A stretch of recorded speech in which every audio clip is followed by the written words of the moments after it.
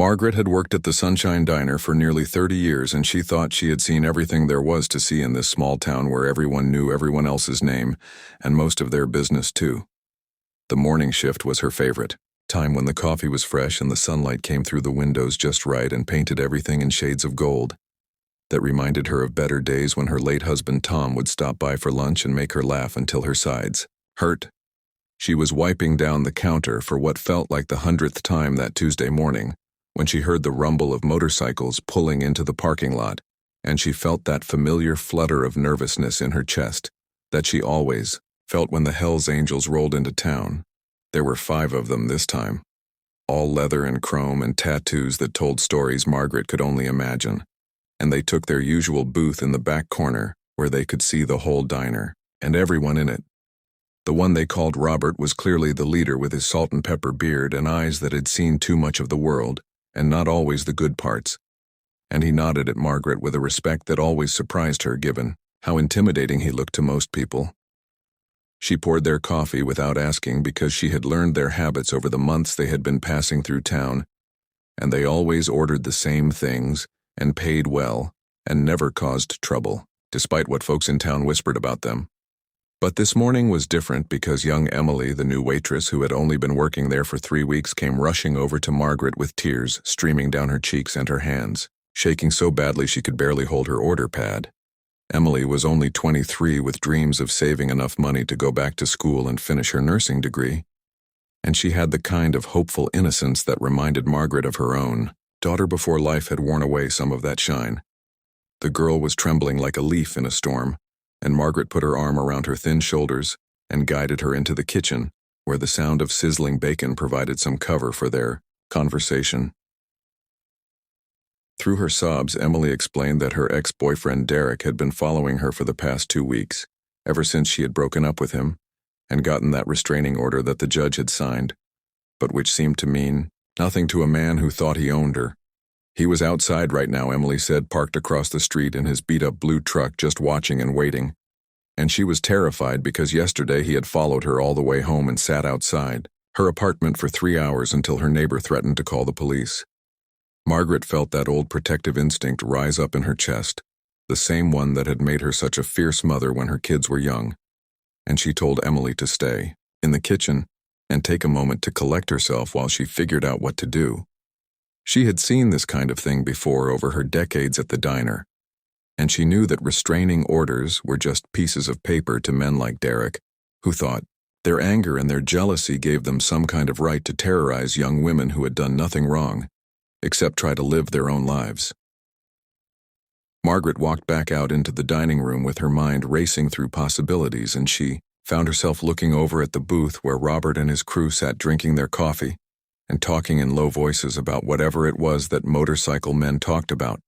She had always been taught not to judge people by their appearance, and over the months she had learned that these rough-looking men with their leather cuts and their fierce expressions were actually some of the kindest customers she had ever served.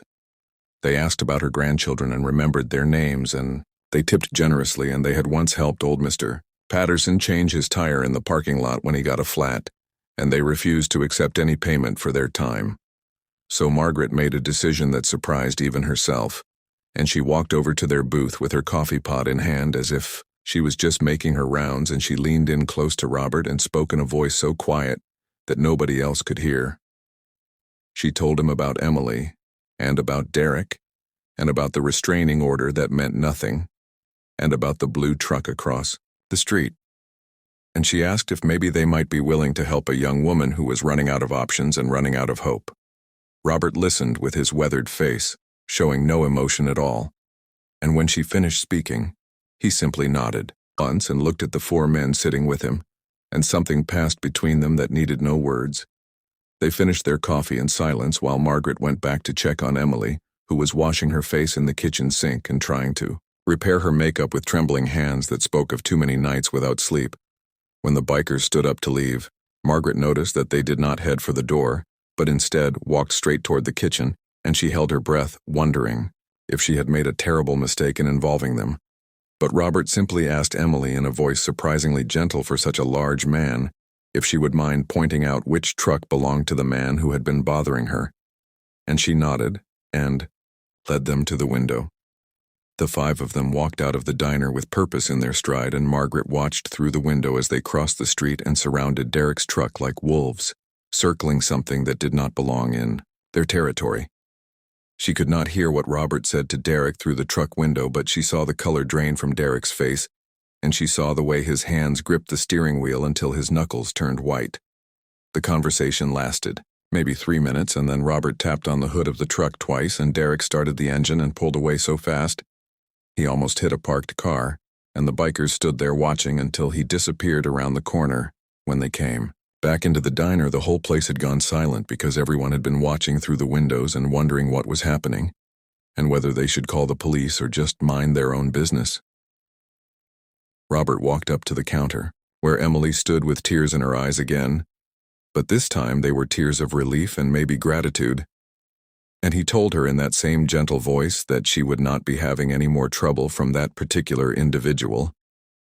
He explained that they had made it very clear to Derek that if he came within a mile of Emily or the diner or anywhere else she might be, that he would have to answer to them, and that was not a conversation he would enjoy having. The diner remained silent as Robert pulled out his wallet and left a $100 bill on the counter for their breakfast that had cost maybe $20 at most. And then he and his crew headed for the door. But before he left, Robert turned back and looked at Margaret with those weathered eyes, and he said something that she would remember for the rest of her life. He said that his own daughter had been in a situation like Emily's once years ago, and nobody had helped her. And by the time anyone thought to intervene, it was too late and she was gone, and that was why he and his brothers rode together now and tried to help when they could. The door closed behind them, and the rumble of their motorcycles faded into the distance, and slowly the diner came back to life with the sound of conversations resuming and forks scraping against plates. Emily stood there at the counter with tears streaming down her face, and she looked at Margaret and said, "Thank you," over and over until the words seemed to lose their meaning. But Margaret understood that sometimes thank you was not big enough for what you were trying to express. Over the next few weeks, Derek never came back, and Emily started to sleep better and smile more, and she threw herself into her work with a renewed energy that came from finally feeling safe for the first time in months. The bikers continued to stop by the diner whenever they rolled through town, and they always sat in their usual booth and ordered their usual meals, and they never mentioned that Tuesday morning or what they had done. But Emily always made sure their coffee cups were full, and their orders were exactly right, and she told Margaret once that she was saving up to buy them all dinner as a way of saying thank you.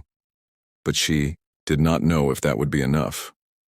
Margaret told her that kindness was not about keeping score or balancing debts, and that sometimes the best way to say thank you was to pass it forward and help someone else when they needed it.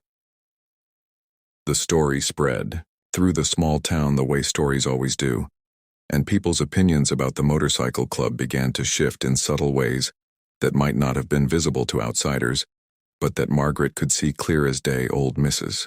Henderson, who had always clutched her purse tighter when she saw them walk by, started nodding hello, and the sheriff, who had always watched them with suspicious eyes, began to wave when they passed by on the highway. Margaret thought about how easy it was to judge people by their appearance and to assume that rough exteriors meant rough hearts, and she wondered how many other acts of kindness were happening in the world that nobody ever heard about.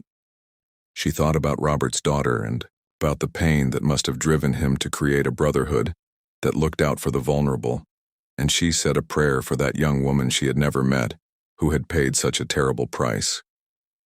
Emily eventually saved enough money to go back to school, and on her last day at the diner she cried and hugged Margaret and said that she would never forget what had happened or the people who had helped her when she needed it most.